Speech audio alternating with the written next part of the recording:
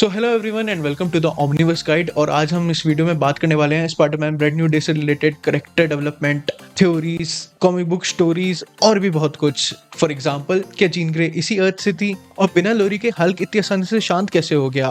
क्या स्पाइडरमैन ने म्यूटेंट्स के आने से पहले ही एवेंजर्स वर्सेस एक्समैन की स्क्रिप्ट लिखनी शुरू कर दी है? और एक बात तुम सच बताना, क्या तुम्हें भी लगता है कि पनिशर की थोड़ी लुप लुप तो करी थी हल्क से लड़ते हुए? तो बिना किसी फ्रेंडली फायर के चलिए शुरू करते हैं।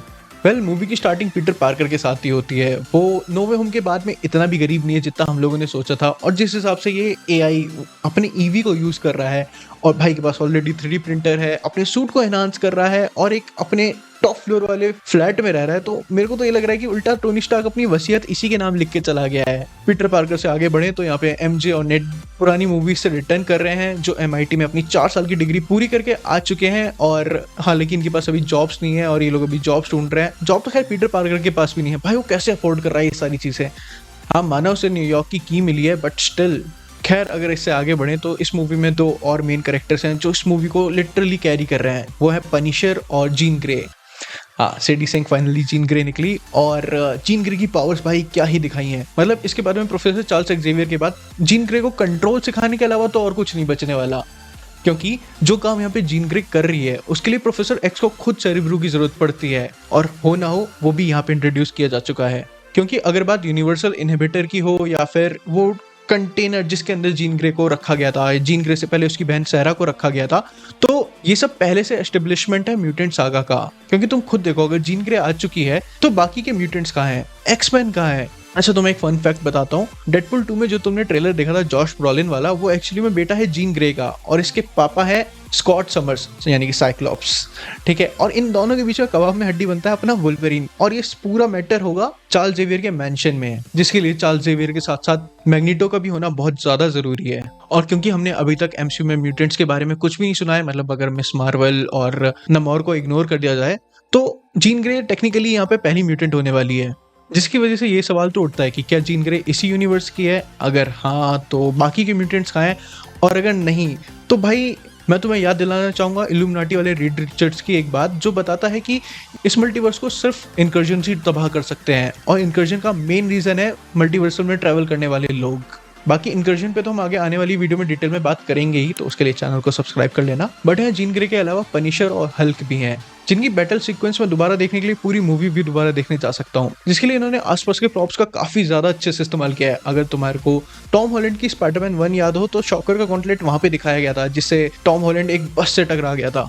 बट हाँ, यहाँ पे स्पाइडरमैन के वेब्स की भी काफी तारीफ करनी होगी, क्योंकि वो हल्क को बांधे हुए थे। बाकी अगर हल्क से आगे बढ़े तो भाई पनिशर, मतलब पनिशर का ये वर्जन हमने अभी तक नहीं देखा है। तुमने पनिशर को पहले डेयरडेविल में देखा होगा, बाकी एमसीयू में देखा जाए तो सबसे पहले उसे डेयरडेविल बॉर्न अगेन में दिखाया गया, फिर भाई का एक अलग ही सोलो प्रोजेक्ट चल रहा है वन लास्ट किल के नाम से। मतलब कुछ भी कंटिन्यूस नहीं है, क्योंकि डेयरडेविल बॉर्न अगेन में भी पनिशर को किंग पिन ने एक प्रिजन के अंदर कैद कर लिया था। तो मतलब यहाँ पे उस सबसे रिलेटेड कोई एक्सप्लेनेशन नहीं दी गई कि भाई इस कैरेक्टर के बाद में आगे क्या हुआ। बट यहाँ पे पनिशर को जो आर्क दिया गया है, ये हमने अभी तक कहीं पे भी नहीं देखा था।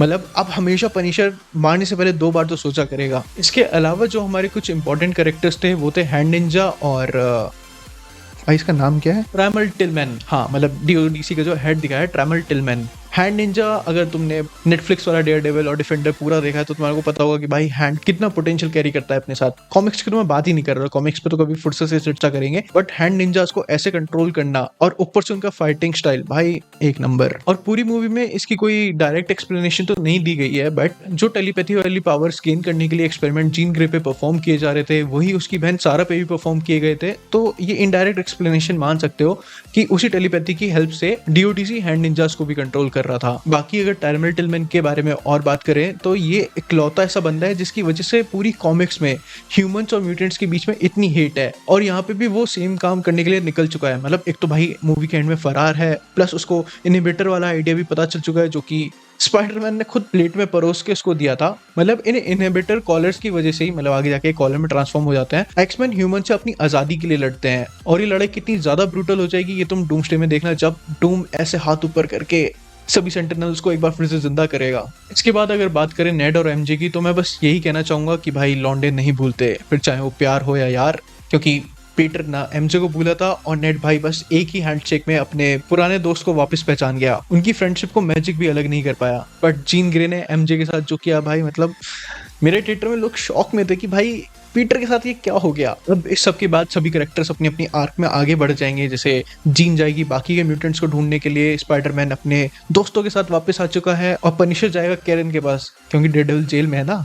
अगर आखिरी में कुछ रह जाएगा तो ये पोस्ट क्रेडिट सीन, मतलब भाई ये बहुत ही ज्यादा वेस्टेड अपॉर्चुनिटी है। मतलब तुम्हारे पास हर एक रीजन था यहाँ पे अवेंजर्स डूम्सडे से रिलेटेड कुछ दिखाने का और तुम ये सस्ती सी वेबसाइट दिखा रहे हो। डिकोड करने को तो इसको सिंपली डिकोड किया भी जा सकता है, मतलब या तो पीटर स्पेस में जा रहा है एक बार फिर से, या फिर कोई दूसरा पीटर आ रहा है, क्योंकि इस स्पाइडर सेंसर में हमारे को 2 स्पाइडर ट्रैकर देखने को मिलते हैं। मतलब जो 2 डॉट्स दिखती हैं वो दोनों ही स्पाइडरमैन को रिप्रेजेंट कर रही थी। तो एक तो हमारा अर्थ पे अभी भी और दूसरा स्पेस में दिखता है एक ग्लिच के बाद। तो दूसरी वाली पॉसिबिलिटी ज्यादा है जिसके अकॉर्डिंग किसी दूसरे यूनिवर्स का पीटर यानी कि स्पाइडरमैन अब अर्थ 616 पे आ रहा है। और ये बहुत ही ज्यादा फ्रिक्वेंटली होने वाला है क्योंकि अवेंजर्स डूम्सडे से इनकर्जन शुरू होंगे तो एक इंसान क्या भाई पूरी पूरी अर्थ आया करेंगी एक दूसरे से टकराने के लिए। वेल वो सारा थ्योरीज वाला डोमेन है जिसपे हम सेपरेट वीडियो में बात करते हैं। तो इसी के साथ ये था वीडियो का अंत। और आपको कैसी लगी स्पाइडरमैन ब्रांड न्यू डे मेरे को कमेंट में जरूर बताना। अगर ये वीडियो अच्छी लगी हो तो लाइक करना। बाकी बाय।